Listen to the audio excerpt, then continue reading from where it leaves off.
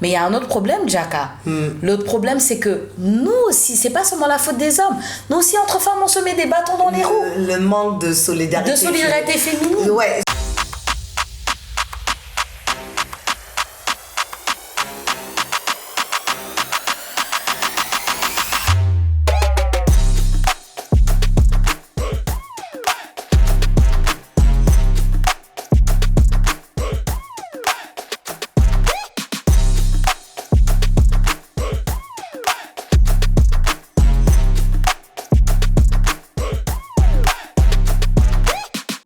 Bienvenue dans On se dit tout, le podcast qui met en lumière des personnalités inspirantes et déconstruit les stéréotypes qui gangrènent notre société.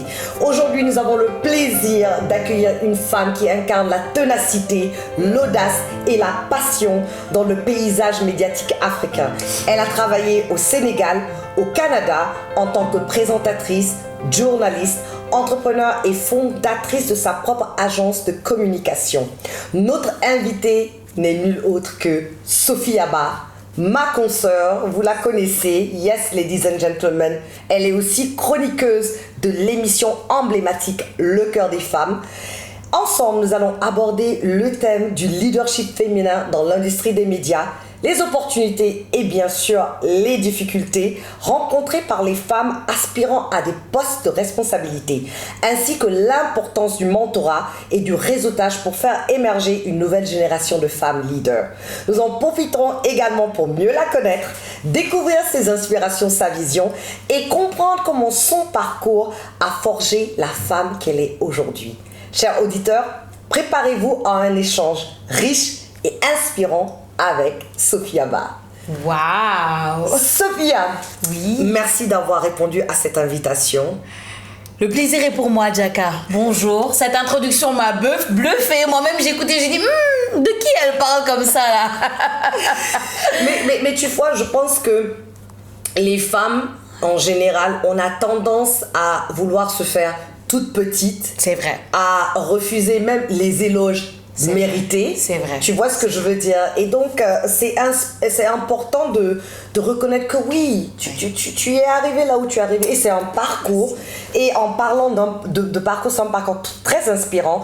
Tu as fait des études en sciences politiques à l'Université de Montréal. Tout à fait. Une formation en journalisme et animation télé au Canada. Et tu es revenu au Sénégal. Oui. Et tu as exercé au sein de grands métiers tels que E-Media Invest, Oui. ITV, iRadio et bien sûr Canal Plus Afrique. Et aujourd'hui, en plus d'être présentatrice, tu es aussi entrepreneur parce que là, Oui. tu es à la tête de ta propre agence de communication, La Plateforme. Tout à fait. Voilà. Donc, est-ce que tu peux nous partager les grandes lignes Ouais. de ton parcours, de ton cheminement professionnel et qu'est-ce qui t'a motivé à embrasser à la fois une carrière médiatique et entrepreneuriale? Parce que c'est pas facile de faire les deux. Donc voilà, parle-nous un peu de ton parcours, Tu Sophia. me poses des questions tellement intéressantes, tellement profondes. Je vais essayer de résumer le tout. Alors, la première question que tu m'as posée, déjà je vais parler un peu de mon parcours. Comme tu l'as dit, hein, moi je suis une Sénégalaise, j'ai grandi ici au Sénégal jusqu'à mes 18 ans. J'ai fait mon lycée et quand j'ai eu mon bac, je suis allée faire mes études à 18 ans au Canada. Donc, jeune adolescente, 18 ans, qui se retrouve dans le froid canadien, hein, alors qu'elle connaît que la chaleur de Dakar. Petite parenthèse. Dis-moi. Je suis partie au Canada. J'avais l'intention de faire une semaine. J'ai fait 3 jours à cause du froid et je ne suis plus jamais retournée. Tu es partie en plein hiver, j'imagine. Mars. Ah, ma Montréal. chérie. Non, je te comprends parce que moi, je suis arrivée au Canada, à Montréal, le 9 janvier 2009. J'oublierai jamais cette date parce que la tempête de neige qui m'a accueillie laisse tomber. Mais malgré ça, j'ai passé presque 10 ans au Canada et c'est mon pays de cœur. De la même manière que la Côte d'Ivoire est un pays de cœur, de la même manière que j'adore les États-Unis parce que voilà, j'ai aussi évolué un peu aux États-Unis, j'ai des frères qui sont là-bas, etc. Je suis allée souvent. Le Dakar aussi, c'est ma ville de cœur. Genre, je pense qu'on est des citoyennes du monde en fait. Absolument. Et c'est ça l'important. Donc j'arrive au Canada, 18 ans, je vais à l'université, je commence par la science politique, je fais un bachelor, comme on dit Bac plus 4, non, en français. C'est ça. Donc une licence en sciences politiques politique. Et après, disons que je viens d'une mère qui est ingénieure agronome, qui aime la stabilité, qui aime l'ordre, qui aime que tout soit carré. Je pense que ça, c'est toutes les mamans, les parents africains en général. Tu vas être docteur, médecin, avocat, tu vas travailler à l'ONU, Moi, c'était ça. C'est-à-dire que j'avais logiquement un destin tout tracé, mais là où j'ai vrillé, on va dire, c'est que après avoir fait ma licence en sciences politiques, je me suis assise et je me suis demandé, est-ce que je veux vraiment me retrouver dans un bureau? Parce que j'avais commencé une maîtrise en droit international. Premier trimestre, deuxième trimestre, je me suis dit, mais j'ai commencé à m'ennuyer, si je dois te dire la vérité. Autant j'ai adoré la science politique parce que j'aime beaucoup l'analyse politique, autant quand je suis allée en droit international, c'était tracé. Je devais faire du droit, ensuite je devais faire un stage à l'ONU, aller à New York, commencer une carrière à l'ONU pour ensuite, tu vois, gravir les échelons, pardon. Et premier trimestre, deuxième trimestre en droit international en maîtrise, je me dis, mais en fait, je m'ennuie. C'est pas vraiment ce que je veux faire, je savais pas encore. On est en 2016, je sais pas encore vraiment c'est quoi ma voie, c'est quoi ma passion, mais je sais que c'est pas ça. Je dis pause, je m'arrête un peu. Je dis je vais travailler un peu, je vais faire tu sais des petits boulots par-ci par-là, des boulots d'étudiants si tu veux, et je vais essayer de trouver ma passion. T'imagines la maman qui commence à stresser, qui dit mais qu'est-ce que tu me fais? En fait, quand je t'écoute, ça me fait penser à moi. Moi, je voulais être archéologue. Et ma maman m'a carrément dit, si tu penses que je vais payer des milliers de dollars pour que tu ailles épousseter des cailloux quelque part, mais tu te trompes. Donc après, elle dit non, tu vas être avocate. Mais la chose que j'ai eue, je lui ai dit qu'au fait, aux États-Unis, tu peux pas aller directement à l'école de droit. C'est vrai. Tu dois finir l'université, tu peux même faire biologie et puis aller à law school. Donc je lui dis, bon, je vais faire journalisme, mais après j'irai à law school. À law school. Voilà, c'est comme ça que je me suis retrouvée dans le métier. Sinon, je voulais être archéologue. Donc, c'est les mêmes, hein. C'est ça. C'est ça. Mais moi, en fait, ce qui m'a donné la chance, c'est que oui, d'un côté, une mère très scientifique, très carrée et tout, mais de l'autre côté, un papa artiste, un papa cinéaste, un papa qui est, tu vois, donc j'ai la chance, j'ai ce côté-là, donc ça balance un peu. Mais il me fallait un plan. Donc, je suis là, j'ai 26 ans, on est en 2016, je me cherche. Je tombe sur quelqu'un qui avait un blog. D'ailleurs, il m'a tendu le micro pour la première fois parce qu'il m'a rencontré dans des si tu veux, dans des soirées étudiantes, etc. On a commencé à discuter et tout. Il a dit, tu sais que tu as une personnalité vraiment incroyable. Est-ce que tu as déjà essayé la présentation? Je lui ai dit non, mais j'adore les talk shows. C'est tout ce que je sais. J'ai grandi avec Oprah, j'ai grandi avec voilà, tous les talk shows américains, tout ce que tu veux, et j'ai toujours aimé ça. Mais je me suis jamais essayé. Il m'a dit, écoute, j'ai un blog qui s'appelle So MTL, parce qu'on était à Montréal. Il couvrait en fait des événements culturels, tu vois, de Montréal. Dans notre communauté, on a une forte communauté afrodescendante au Canada. Il m'a dit, viens avec moi. Viens, on va faire des tests, tu vas voir si tu vas présenter un peu les événements et tout, tu vas voir si tu aimes ça. Alors, la première chose qu'on devait faire, c'est qu'on devait aller à son studio pour faire des tests. Je te jure, Jaka, je rentre dans le studio, on fait quelques photos. Il me dit, tu sais quoi, interview-moi. Il me tend le micro, j'attrape le micro. I believe in God. Moi... C'est comme si Dieu m'avait tendu en fait ce micro, me dit c'est ça en fait. Ce que tu cherches, c'est ça. Je tends le micro, j'ai une sensation incroyable en moi et j'ai jamais lâché le micro depuis ce jour. Depuis l'été 2016, j'ai dit c'est ça en fait. Bon, sauf que ça pouvait pas se passer comme ça. Il fallait que j'ai un plan, il fallait que je retourne vers la maman et que je lui dise ok, j'ai un plan, t'inquiète pas. Donc c'est comme ça que j'ai valsé. J'ai dit maman, finalement je veux pas continuer en droit international, je veux me spécialiser en journalisme. Et donc j'ai fait des études supérieures en journalisme, en animation télé. J'avais déjà commencé à grind, mais vraiment quand je te dis grind, au Canada j'ai commencé à couvrir les événements culturels. Donc avec Eric Martial, il s'appelait, un Camerounais, shout out to you, parce que c'est le premier à m'avoir donné ma chance sans que j'ai de formation. Je l'ai accompagné, on a commencé à couvrir les événements culturels de Montréal. Il avait déjà un bon réseau. Il a été généreux, il m'a introduit dans son réseau. J'ai commencé à me faire un nom à Montréal, en parallèle avec mes études en journalisme, mes études supérieures. Et j'ai décidé donc d'intégrer aussi une radio communautaire là-bas. Ensuite, j'ai eu la chance d'avoir un stage à Radio-Canada. J'ai fait mon stage. Ça a commencé vraiment à aller... Radio-Canada a voulu me recruter là-bas, à Montréal. Mais 2018, après 2 ans de hustle et de grind et de vraiment aimer cette passion, de me donner corps et âme du matin au soir, mais vraiment, j'ai dit je veux rentrer au Sénégal. Parce que j'ai toujours su que mon avenir, c'était dans mon pays. Donc, 2018, pareil, j'appelle les parents, je leur dis, OK, là, j'ai une bonne base, je sais ce que je veux faire de ma vie, mais je vais le faire au Sénégal. Chez moi. Chez moi. Je rentre au Sénégal décembre 2018. Directement, une grande sœur qui m'avait vue évoluer au Canada m'a dit « Tu rentres, je te mets en contact avec telle personne parce qu'il y a une télé qui s'ouvre et je pense que comme tu as fini ta formation, tu as tes diplômes, tu as commencé, tu as 2 ans d'expérience, va vers cette personne. » Directement, même pas 2-3 mois après de rentrer au Sénégal, ITV donc me recrute. Je deviens journaliste à ITV, reporter, je fais un peu de terrain, je fais de la radio parce qu'il faut savoir que E-Media, il y a la radio, il y a la télé et le site internet. Je commence à travailler à la radio, je deviens présentatrice de la matinale de ITV et par la même occasion, au même moment, Canal m'appelle.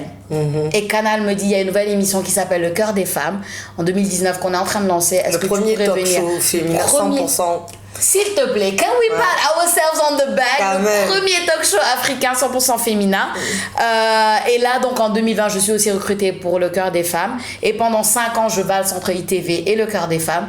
Et je continue aussi la présentation d'événements, la couverture d'événements que j'avais commencé au Canada. C'est long comme parcours, mais voilà, pour résumer le tout, c'est un peu ça. Je pense même que tu as assez abrégé. Oui. Et donc, tu as vécu entre le Canada et le Sénégal et tu as navigué entre plusieurs univers culturels et professionnels.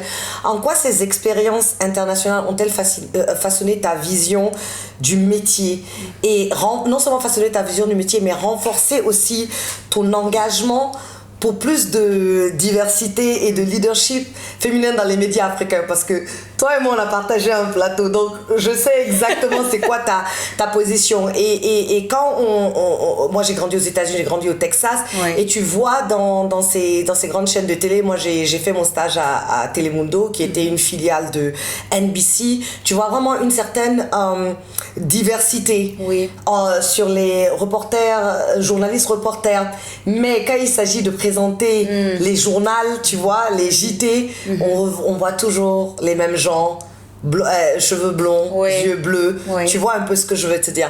Et ici aussi en Afrique, bon, la chose qu'on voit plus souvent ici dans les médias africains, c'est il y a plus d'hommes que de femmes.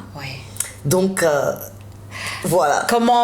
Quelle est ma vision sur tout ça? Oui, et comment toi, dans ton média, c'est-à-dire tu essaies un peu de participer ou d'encourager cette diversité? Ce que tu dis, c'est tellement vrai et c'est tellement intéressant. Je vais rebondir sur la dernière chose qu'on t'a dit. Quand on est ici en Afrique, on voit plus d'hommes qui sont mis en avant. Moi, je te dirais, c'est vrai, mais surtout, on voit plus d'hommes quand c'est des sujets sérieux. Quand il faut parler de politique, quand il faut parler d'économie, quand il faut parler de choses vraiment de société. Souvent, moi, quand je suis rentrée, ce que j'ai vu, c'est qu'on demandait plus aux femmes d'animer ou de présenter les émissions sur la beauté. Non, c'est vrai, je te jure. Sur tout ce qui est make-up, tout ce qui est habillement, tout ce qui est fashion. Je suis pas contre, parce que oui, j'aime beaucoup. Les gens qui me connaissent savent que I like beauty, j'adore tout ce qui est beauté, j'adore.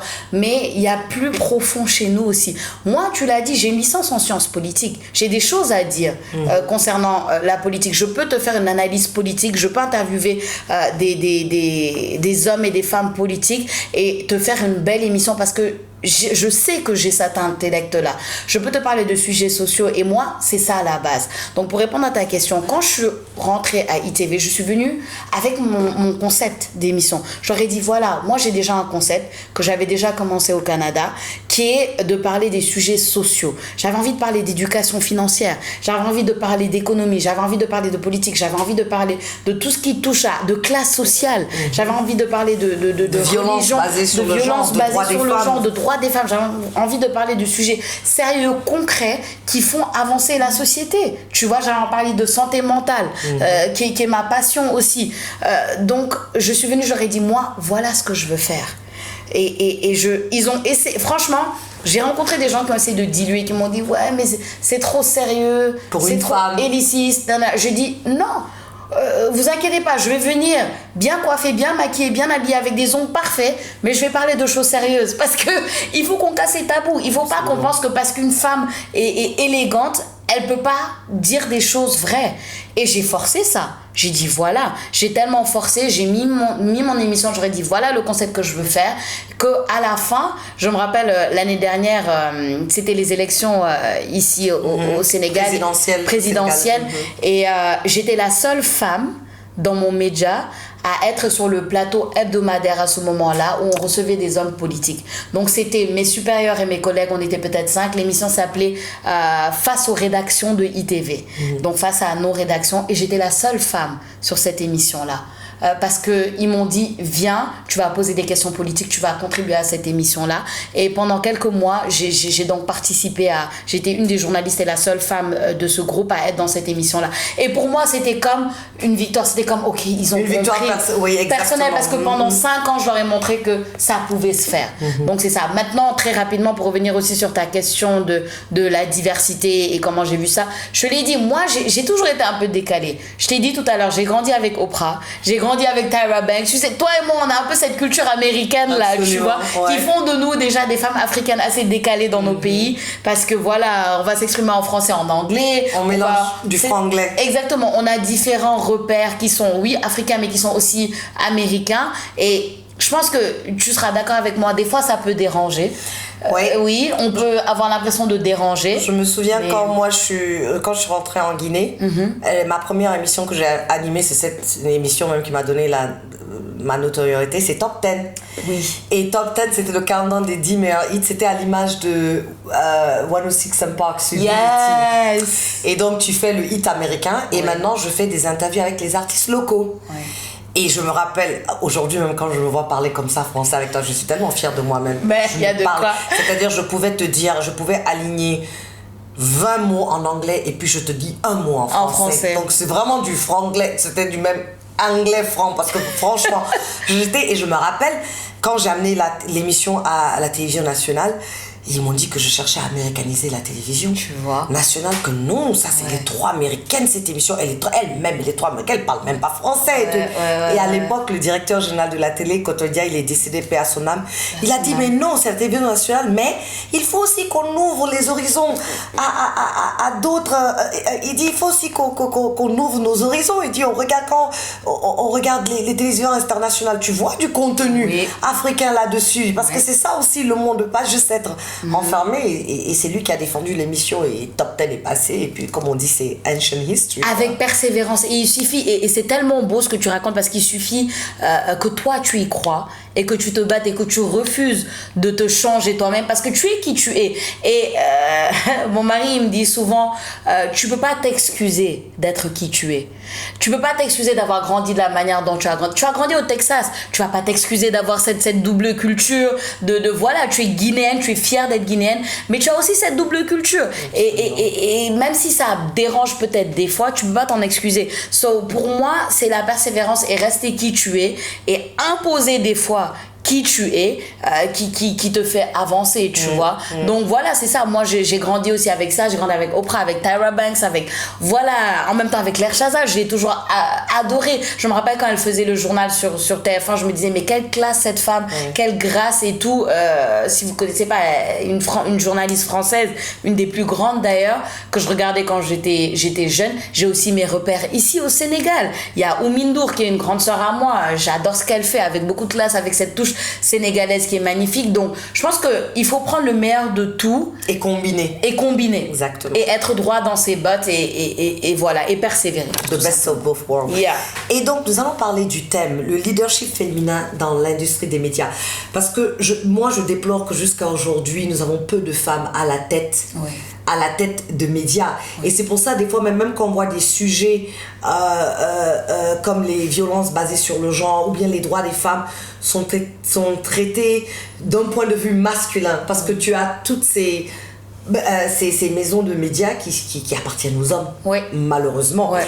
Et donc, selon toi, quels sont les d'abord, on va parler des difficultés principales rencontrées par les femmes qui aspirent à des postes de responsabilité. Tantôt, tu l'as dit que lorsque toi tu es venu, tu avais une émission, c'est-à-dire tu voulais pas qu'on te mette dans un carré, qu'on dit tu vas faire tout ce qui est culture, tout ce qui est art, tout ce qui est beauté. Ouais. Tu voulais vraiment aller dans ce truc, ce corridor politique que tu maîtrises. Donc, pour toi, quelles sont les difficultés principales que les femmes qui aspirent à ces différents postes de responsabilité, postes de rédaction, postes de producteurs, quelles sont les principales difficultés auxquelles elles se heurtent? Écoute, le stéréotype, comme tu l'as dit, que voilà, quand tu es une femme surtout avec une certaine allure et que on veut te catégoriser directement sur quelque chose de stéréotype, et puis on va le dire, on est dans des sociétés qui sont devenues totalement patriarcales. Elles l'ont toujours été. Et elles le sont encore fortement. Et on te le cache pas, je suis désolée. Les femmes, souvent, naturellement, on veut les mettre au second plan. Tu rentres des fois dans des rédactions où il y a des remarques, il y a des... Je vais te donner une petite anecdote. J'ai déjà été dans une rédaction. Je vais pas dire de nom. Je vais me taire.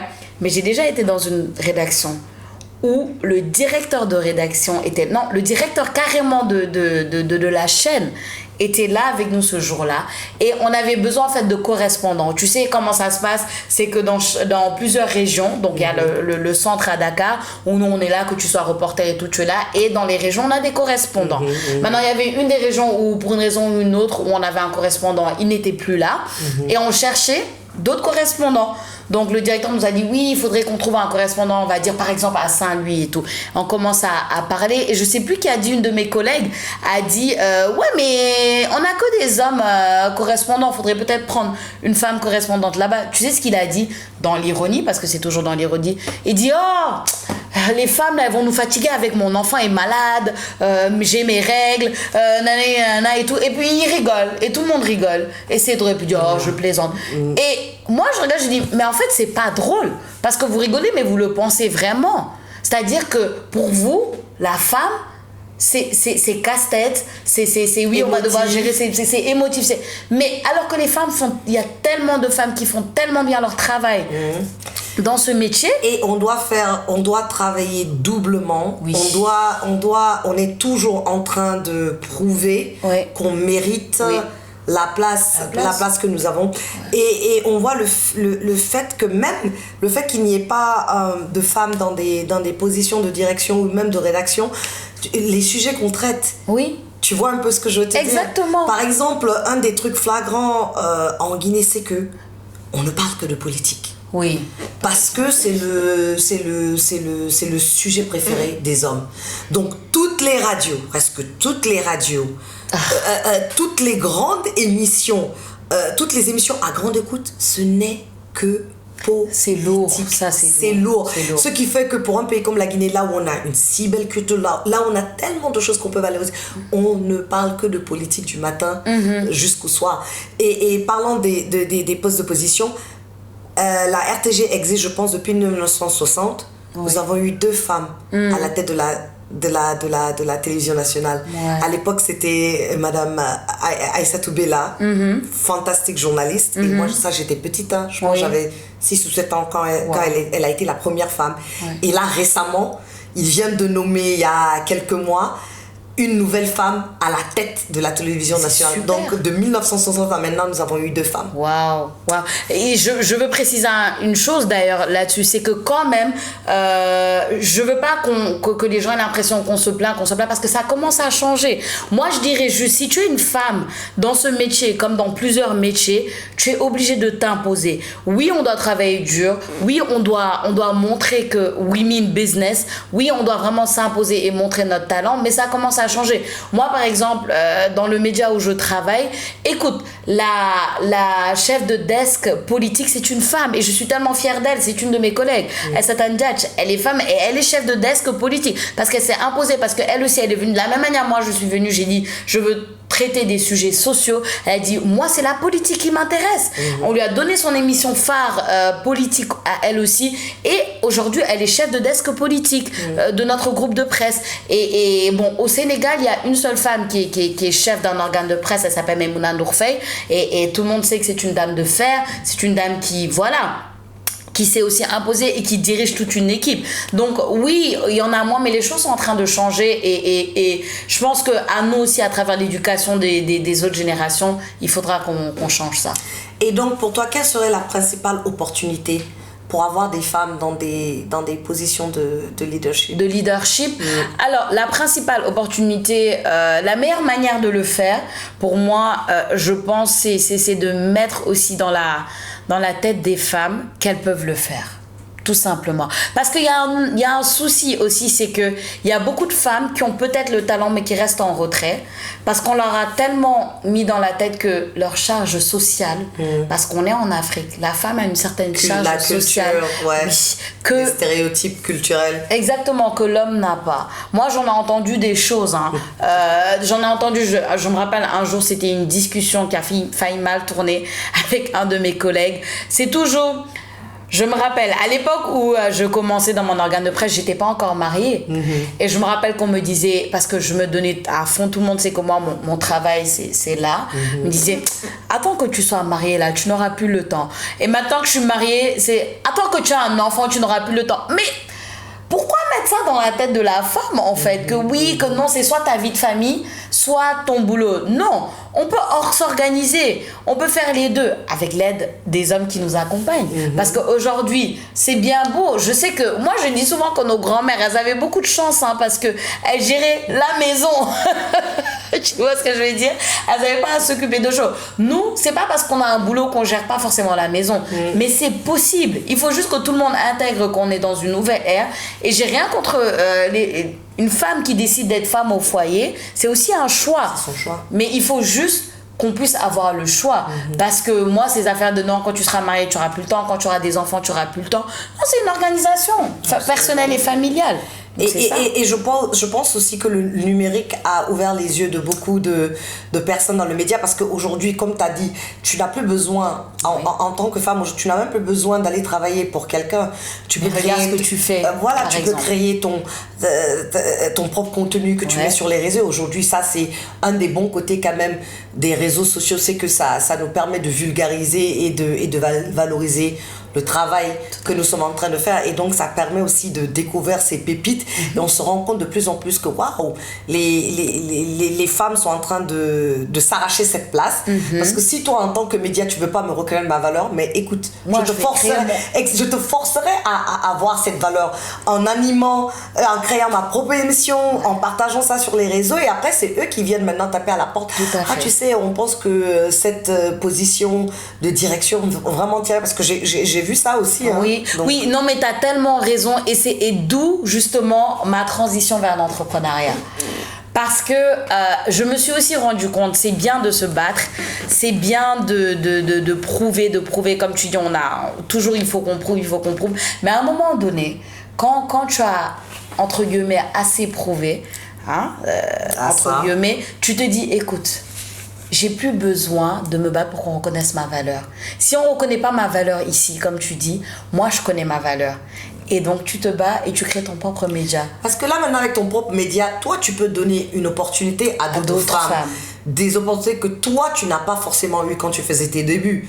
Tu vois, parce qu'encore une fois, pour changer cette donne, il faut qu'on ait des femmes qui actent. Des fois même, je pense même que des fois même, corrige-moi si je me trompe, mais les femmes même ont du mal à accepter ces positions de leadership. Et c'est justement ce que je disais. Pourquoi les femmes ont du mal à accepter? Parce que c'est dans le mindset. C'est dans l'état d'esprit. C'est dans ce qu'on leur a inculqué dans la tête. Je me rappelle même, je ramène ça aux élections parce que c'est récent. Et j'avais ce débat, on se demandait, mais pourquoi il n'y a pas plus de femmes qui y vont? Moi, je suis très fière des femmes qui sont allées. Surtout, on a une jeune qui s'appelle Anta Babacar qui, elle, s'est battue. Aujourd'hui, elle a été nommée députée. Et pourtant, les gens ne l'attendaient pas qu'elle aille aussi loin. Et elle est jeune, elle est dans la quarantaine, c'est une femme jeune, vibrante et tout, qui a toute sa place. Mais on se disait, mais pourquoi il n'y a pas plus de femmes qui se battent? Et pourtant, on sait qu'il y a des femmes compétentes, mais c'est parce que on leur a mis dans la tête que non, il fallait pas forcément se mettre en avant, qu'il fallait pas oser, etc. Donc c'est une question aussi de mindset, c'est une question d'éducation. Mais il y a un autre problème, Jaka. L'autre problème, c'est que nous aussi, c'est pas seulement la faute des hommes.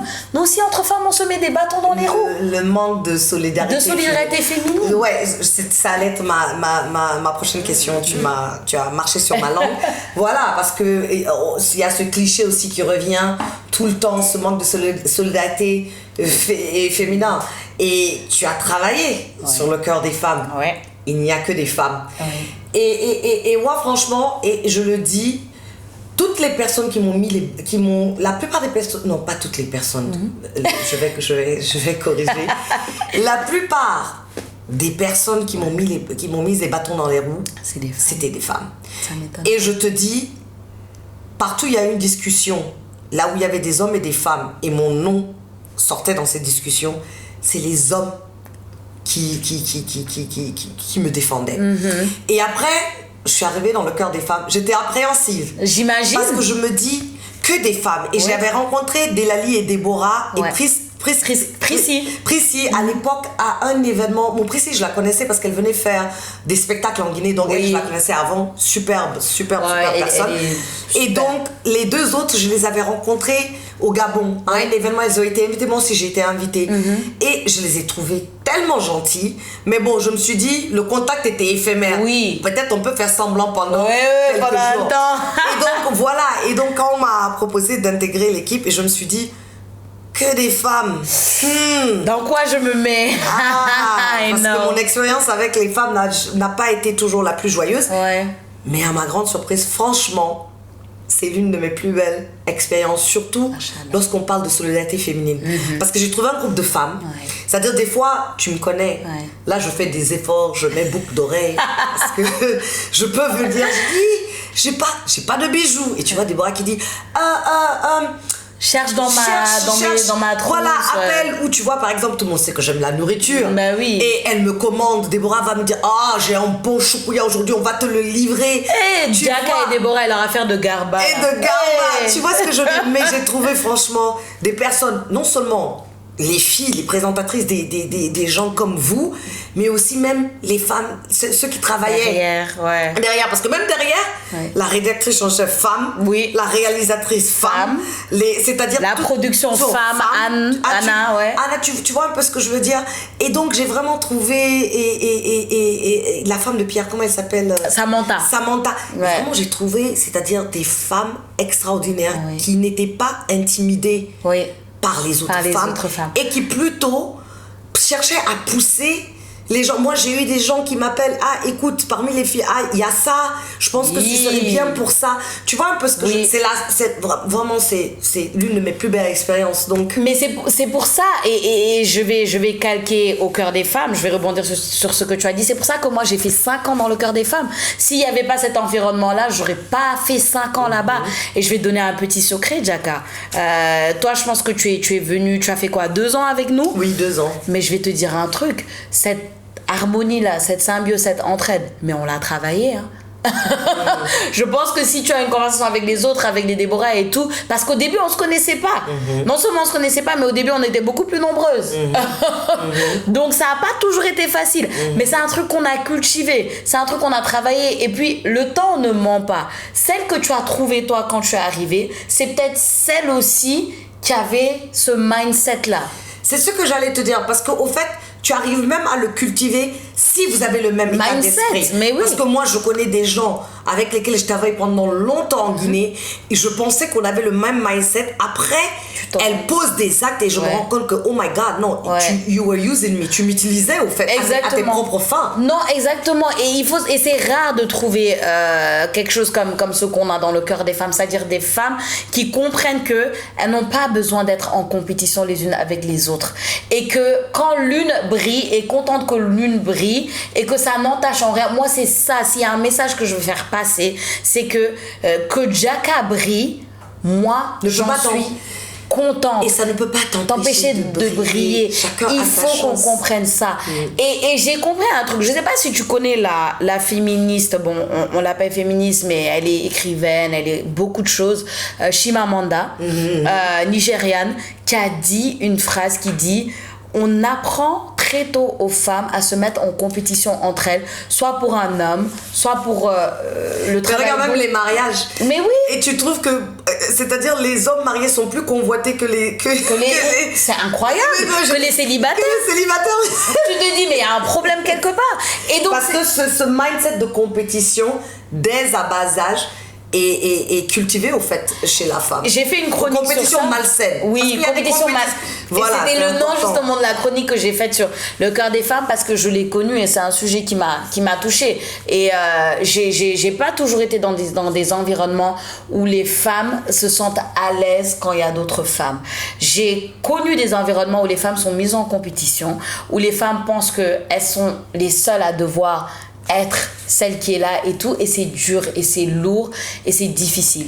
Et pour celles qui arrivent à des positions de leadership, c'est-à-dire tu as l'impression qu'elles oublient tout ce qu'elles ont traversé, et elles font subir à certaines femmes. Moi par exemple, j'ai cette femme, elle est chef de cabinet du ministère du travail et de la fonction publique, Rama.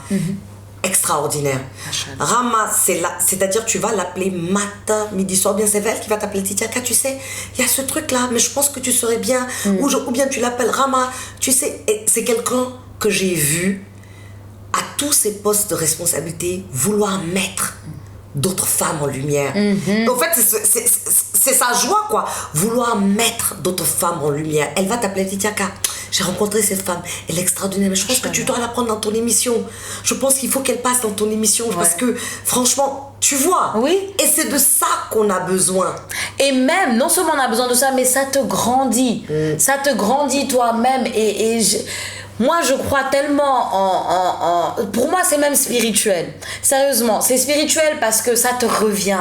Ça te revient dans le sens où il faut pas avoir peur de mettre une autre de l'avant. Il faut pas avoir peur d'être inspiré par une autre femme. Si moi, je vois quelque chose chez Jaka qui m'inspire, si je vois que Jaka, she's such a boss lady, si je vois que Jaka, comment elle gère son émission, comment elle gère son podcast, comment elle gère son équipe et tout, et que moi, ça m'inspire parce que dans le fond, c'est ce que je veux. C'est ça à quoi que... Mais il faut pas que j'ai peur d'être inspiré par Jaka.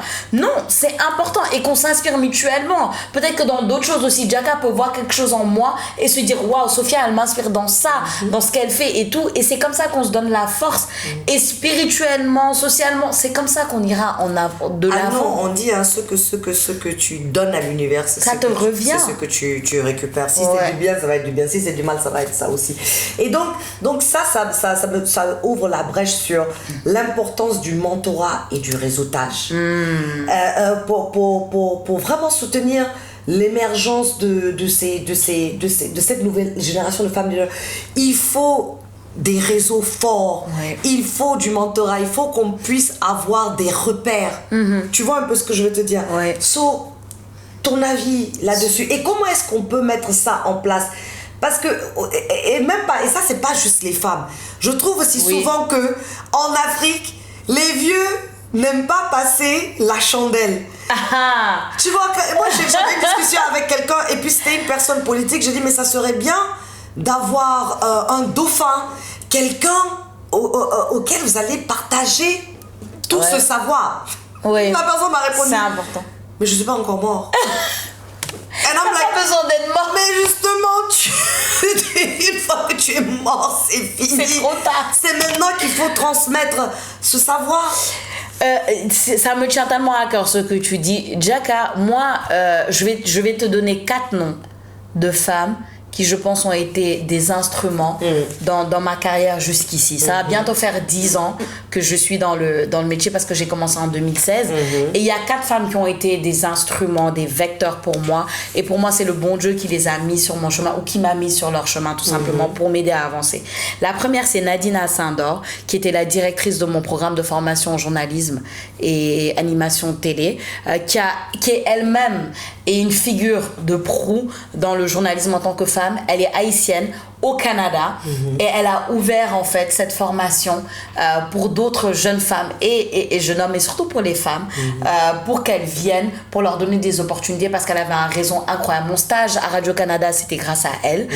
Ma formation, elle m'a accompagnée, elle m'a ouvert la porte de son réseau. Nadine Assindor a été un grand instrument dans ma carrière. Meriba, qui est une grande sœur sénégalaise que j'ai connue au Canada. Et quand je suis rentrée, je te parlais d'une femme qui m'a suivie au Canada, et quand je suis rentrée, qui m'a mise en rapport avec la télé, le groupe de presse avec lequel je travaille, c'est elle, Meriba. Oumi Ndour, qui est une femme que j'admire tellement, qui est ma grande sœur aussi, qui, elle, n'a pas hésité. Aujourd'hui, elle est incontournable dans tout ce qui est modération, présentation d'événements, et MC, maîtresse de cérémonie ici au Sénégal, et elle n'hésite pas. À chaque fois qu'elle a une opportunité, elle m'appelle: grande sœur, moi je suis ici aujourd'hui, j'ai une autre opportunité, va présenter tel événement, va tout le temps, constamment. Et quand elle me voit présenter, elle me booste, elle me ouvre son réseau aussi. Et l'autre que j'ai rencontré récemment, c'est Raissa Okoye, qui elle aussi est une grande sœur que je respecte beaucoup, qui aujourd'hui je suis dans son agence de placement, parce que c'est aussi une journaliste à la BBC, mais aujourd'hui elle a son agence de placement pour justement des jeunes femmes comme moi, des journalistes, des présentatrices pour des événements. Ces 4 femmes-là, je les considère comme des instruments, comme des femmes qui m'ont ouvert les portes, avec qui ont été généreuses et qui n'hésitent pas à me faire évoluer. Et je les considère donc comme des mentors. Comme des mentors. C'est et ça. Maintenant, comment toi tu pay it forward? Comment toi tu passes cette flamme à d'autres qui te regardent aussi aujourd'hui, qui se disent: oh waouh, je veux être comme elle? J'en accompagne. J'accompagne des petites sœurs, la plus récente aussi, et je suis tellement fière. Elle vient de gagner 2 prix. C'est une jeune entrepreneur en agriculture, d'ailleurs, qui est dans ma nouvelle émission, qui m'a vu présenter, qui m'a dit: Sophia, est-ce que tu peux me mentorer? J'ai dit: moi-même, est-ce que je suis prête pour mentorer quelqu'un? Mais je lui ai dit: écoute, tout ce que je peux faire pour toi, dis-moi. Et depuis lors, à chaque fois qu'elle m'appelle, elle me dit, et c'est une jeune fille, c'est une petite sœur qui est beaucoup stressée, elle a beaucoup de potentiel, mais elle est beaucoup stressée. Je fais tout pour la calmer, je corrige ses textes. À chaque fois qu'elle a des pitchs, elle m'envoie, elle me dit: tu peux me corriger ça, est-ce que tu peux venir à tel pitch? Et je suis allée récemment, elle vient de gagner le prix décerné par Orange, en programme que Orange avait sur l'entrepreneuriat, un bon prix d'ailleurs. Elle a fini première, j'étais fière d'elle, j'étais au premier rang pour la soutenir. Elle en a décroché un autre pour lequel j'avais corrigé son pitch. Donc je suis vraiment ouverte. Les jeunes femmes plus jeunes que moi qui viennent vers moi, qui me disent: comment je peux faire ça, est-ce que tu peux me conseiller, est-ce que tu peux m'accompagner? Je suis ouverte parce que on l'a fait pour moi. Absolument. Et on a besoin de ça. Absolument. Ouais. Et donc tu as créé ta propre boîte de communication, la plateforme. Oui. Qu'est-ce que tu espères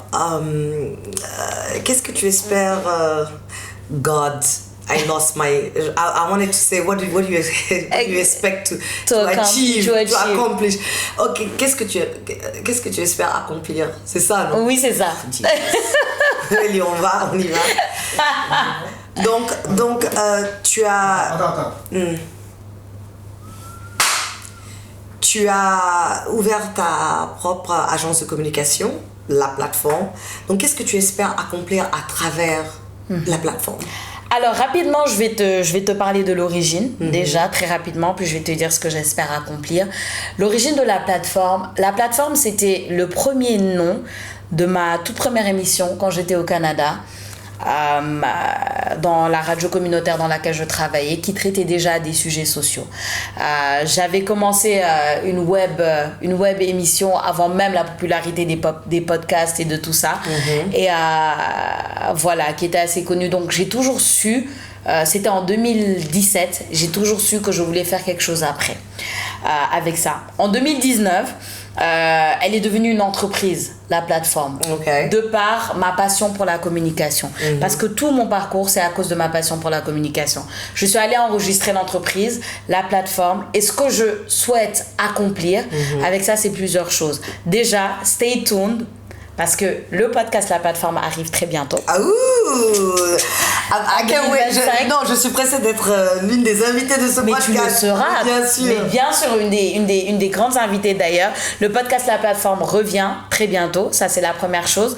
La deuxième chose, agence de communication, parce que moi, tu parlais de give back.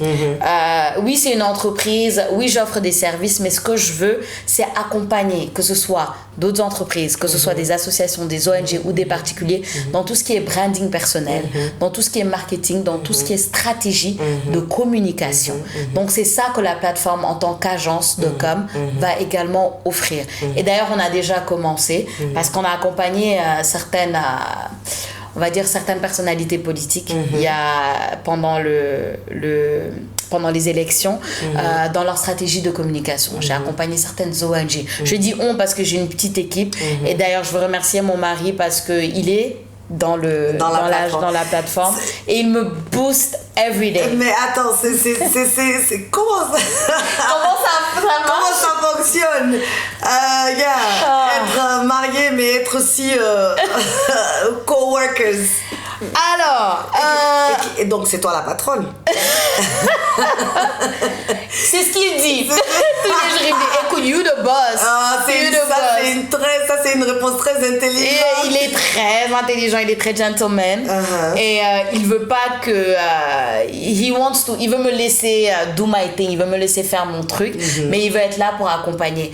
Très rapidement, je suis tombée sur un homme avec lequel on a la même passion pour la communication, parce que lui aussi, il est dans le domaine de la com. Et quand on s'est rencontrés, il m'a dit, c'est bien tout ce que tu fais, j'admire, mais c'est quoi tes aspirations? Je lui ai dit, moi je veux ma propre agence. Il m'a dit, c'est sur ça que je vais t'accompagner et tous les jours je vais te booster. Tu dis, écoute, c'est bien beau tout le reste, c'est bien beau de travailler pour les gens, mais où est-ce qu'on en est avec la plateforme? Jusqu'à finalement 2025, fin 2025, I was like, ok, fine, on y va, c'est bon. 2024, pardon. Fin 2024, là, je lui dis. 2023, on est en 2024, non? On est en 2024. Donc c'est en fin 2023. C'est en fin 2023. Que tu as lancé. C'est ça qu'il m'a dit, il faut que tu n'oublies pas ton projet. Et donc il m'accompagne beaucoup dans ça. Et donc on va avoir donc le podcast qui va sortir en 2025. On offre les services, on va y aller un peu plus, on va aller dans le marketing de l'agence, ce que l'agence offre et tout. Et j'ai d'autres projets, j'ai d'autres rêves pour la plateforme. Ah non, moi je veux voir en fait une école de leadership féminin au Sénégal qui s'appelle La Plateforme. Un jour. Waouh. J'en dirai pas plus. Et je te connais tenace, je te connais focus. Et je sais qu'on verra cette école de leadership. Inch'Allah. Et donc, Sophia, si tu devais te décrire en 3 mots. Waouh, c'est difficile. 3 mots. Ok. Me décrire en 3 mots. Le premier mot, têtu. Je suis tellement têtue. Je suis hyper têtue. Donc ouais, premier mot têtu, deuxième mot passionné. Ouais. Non, passionné, je vois même dans les... Oui. Non, attends, Diaka, une minute, non, tu permets, laisse-moi juste... Mais on va te permettre combien de fois?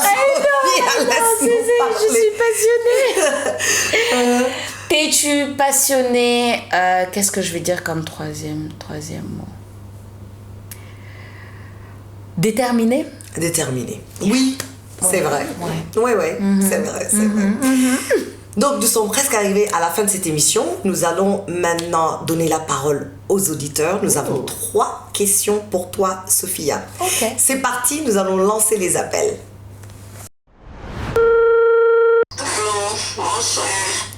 Bonsoir. Je m'appelle Aïta Diallo, j'étais à Brazzaville. Je voulais poser une question. Sophia, Oui. quel conseil donnerez-vous à une jeune femme qui hésite à se lancer dans les médias parce qu'elle ne voit pas assez de femmes à des postes de direction? Une très bonne question. Quel conseil donnerais-tu à une jeune femme qui hésite à se lancer dans les médias parce qu'elle ne voit pas assez de femmes dans des postes de direction. Mais en fait, je vais tout simplement dire, n'hésite pas. Tu dis que tu hésites à te lancer, n'hésite pas.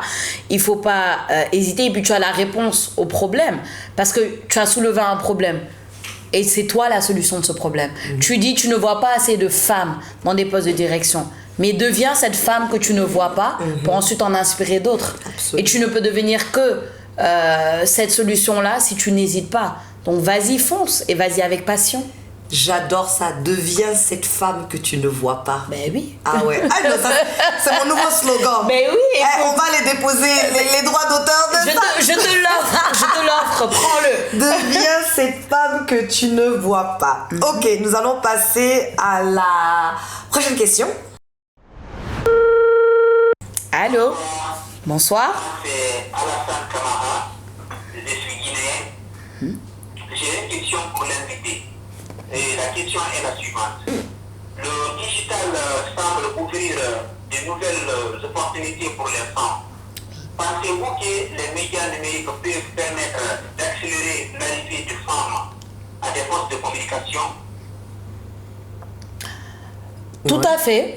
On l'a dit même. On l'a dit, mais bien sûr, il faut saisir cette opportunité. Il y a tellement de choses à faire. Je pense que Jaka et moi-même, on utilise beaucoup les réseaux sociaux. Si vous saviez combien de contrats j'ai eu à travers les réseaux sociaux, des gens qui ont vu mon travail, qui m'ont contacté, qui m'ont dit « Ah, on vous a vu ici, on vous a vu là à travers vos réseaux. Est-ce qu'on peut travailler avec vous pour tel événement, pour tel... » Donc, bien sûr, il faut saisir maintenant. C'est voilà. Ça aussi le bon côté du numérique, comme on l'a dit, des réseaux sociaux. Oui. C'est une épée à double tranchant. Il faut faire attention après. Voilà, il faut savoir exactement, quand on utilise les réseaux sociaux, il faut savoir ce qu'on veut et pourquoi on y va et faire attention de ne pas tomber dans tout et n'importe quoi. Absolument. Ouais. Troisième et dernière question. Allô, bonsoir. Bonsoir. Je m'appelle Kamara Ibrahim Souri, je suis guinéen. Ma question est de savoir, vous avez mentionné des préjugés sur l'émotivité des femmes. Alors, comment gérez-vous vos émotions en situation de stress ou de pression? Par exemple, lors d'un directeur ou en gérant une équipe sous tension. Merci. C'est comment toi tu gères tes émotions? Ma chère. Parce que tu sais, des fois les gens quand on te connaît pas, on pense que on a le même tempérament. En fait, on parle fort. Même sur les plateaux quand on est là, quand on a les gens pensent qu'on se dispute même. Alors que non, parce que même des fois on me demande mais attends, la sénégalaise là, celle qui s'appelle Sophia là, on dirait qu'elle ne t'aime pas parce que façon que je dis mais non rien à voir. Oh my God. Je dis mais on ricane tellement. Et après mais tu sais, tu me connais non, je fais 1000 et une vidéos. Oui. Et donc je montre, je dis voici c'est elle en train de faire. Elle dit mais quand on vous voit en train de débattre sur le plateau, je dis mais c'est ça aussi vous faites aussi le débat. C'est parce qu'on fait bien notre travail alors. Absolument. Mais pour tous ceux qui pensent, j'adore Jaka, c'est ma soeur. D'accord, donc arrêtez. Ça. Non mais écoute, comment on gère nos émotions? Pour moi les émotions c'est pas une affaire d'hommes et de femmes. Et d'ailleurs on nous a blagué parce que est-ce que tu sais à quel point les hommes sont émotifs? Ma chère, on pense que les hommes ne sont pas émotifs, mais ils sont émotifs. Mais les guerres là, ce n'est que l'émotion. Quelqu'un se fâche et puis il dit il va aller en guerre, non? En tout cas c'est les hommes, non? C'est les hommes qui font la guerre. Ma chère. À ceux qu'on le sache, ce sont pas les femmes. Ce sont pas les femmes. Tous les conflits aujourd'hui à travers le monde, c'est les hommes à la tête de tous ces... Mais c'est ça. Mais écoute, pour répondre à ta question et te rassurer, monsieur, on est des professionnels. Et comme on dit en anglais, there's a time and a place for everything. Il y a un temps et une place. Il y a un temps et une place pour tout. On sait très bien que quand tu es dans un setting professionnel, tu peux partager, oui, comme Jaka a dit, on a une forte personnalité, on parle, on crée et tout, mais on sait être professionnel. On sait quand montrer nos émotions, quand c'est approprié, quand ça ne l'est pas. C'est tout simplement ça, quoi. C'est pas sorcier, je veux dire. Absolument. Voilà. Merci pour ces questions pertinentes. Et donc, nous sommes arrivés à la fin de ce podcast. Déjà? Toi et moi, tu sais, on peut parler longtemps. Je te dis. Un dernier mot, Sophia. Un dernier mot, Jaka. Mon dernier mot, je vais te le dédier. Oui. D'abord, je vais te dire merci beaucoup. Je suis heureuse de passer dans ton podcast. Je vais te dire merci beaucoup parce que tu es hyper inspirante. Et franchement, tu m'inspires. Tu m'inspires énormément parce que you're boss lady. Parce que tu as toujours la joie de vivre. J'adore. Tu es toujours, voilà. Et ça ne veut pas dire que tu n'as pas de challenge. Et que j'ai pas de problème. Et que tu n'as pas de problème. Je sais que j'en ai. Hein. Je sais, et je veux bien te croire. Mais malgré tout ça, j'adore comment tu te gères. Et comment tu gères tout, en fait, autour de toi. Bravo pour ce que tu as créé. Hein? Bravo pour On se dit tout. Bravo pour ta détermination. Bravo à ton équipe. Et franchement, continue d'être inspirante. Continue de travailler. Voilà. Franchement, moi, c'est ça mon dernier mot. Merci, Diaka. Tu sais, j'ai pas de make-up artiste ici, donc je peux pas pleurer. Sinon, j'ai galéré même pour faire je te jure. Tu me connais, non? Quand il s'agit de maquillage. En tout cas. Merci. Tes mots me touchent très sincèrement. Et franchement, comme je l'ai toujours dit, ça a toujours été un plaisir de collaborer avec toi. Et quand je dis Sophia avec les yeux de Bambi, je t'appelle les yeux de Bambi, tu as ces yeux doux et ce beau sourire et cette belle âme. Merci, et franchement, je suis inspirée par toi, par tout ce que tu fais. Et quand je suis tes interventions politiques, je dis waouh! Ah non, je suis fière. Ah non, ça c'est ma camarade. Ah, je la connais. Hein. Ah non, moi je claim. Et donc. Et un truc que tu fais beaucoup aussi, tu sais, je vais te dire une petite anecdote très rapidement. Je sais que c'est fini. Tu sais, mon mari, quand il nous regarde sur les réseaux, il dit mais ta collègue guinéenne là, ton amie guinéenne, Diaka là, elle est toujours en train de support, elle t'aime beaucoup. Je lui dis mais moi aussi je l'adore, elle fait ça avec nous toutes parce que elle est généreuse comme ça, la manière dont quand on passe sur les réseaux, tu partages, tu écris sous nos publications, go girl, vas-y. On pense que c'est anodin, mais c'est pas tout le monde qui fait ça, Diaka. Et toi, tu le fais avec chacune d'entre nous, que ce soit moi, que ce soit Déborah, que ce soit Halima et tout, et tu es là et tu montres que you're proud.